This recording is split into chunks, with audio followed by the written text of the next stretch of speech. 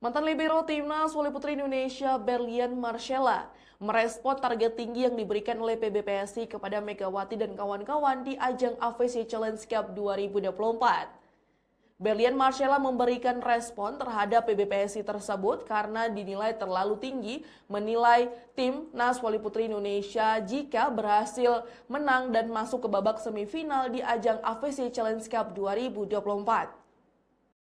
Menurut Berlian Marcella, menembus 4 besar alias semifinal AFC Challenge Cup 2024 for Women merupakan capaian bagus bagi Timnas Voli Putri Indonesia.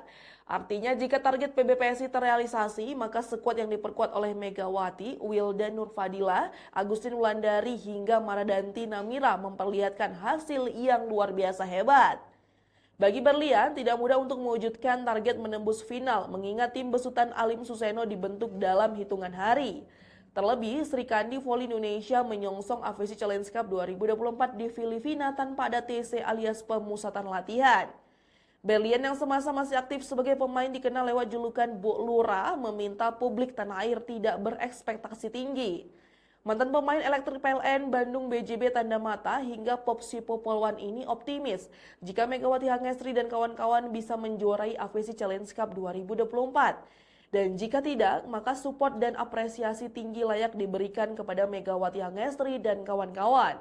Selain itu, Bu Lurah juga berpesan kepada netizen, khususnya voli mania tanah air, untuk tidak mencibir atau memberikan komentar negatif saat Timnas Voli Putri Indonesia meraih hasil negatif. Terlepas dari itu, AFC Challenge Cup for Women 2024 diikuti 10 negara. Terbagi 2 pool di mana pool A dan pool B masing-masing dihuni 5 tim. Pool A dihuni oleh tim tuan rumah Filipina, Cina Taipei, India, Iran, dan Australia. Sedangkan pool B dihuni oleh Kazakhstan, Singapura, Hong Kong, dan finalis AFC Challenge Cup musim lalu yakni Vietnam dan Indonesia.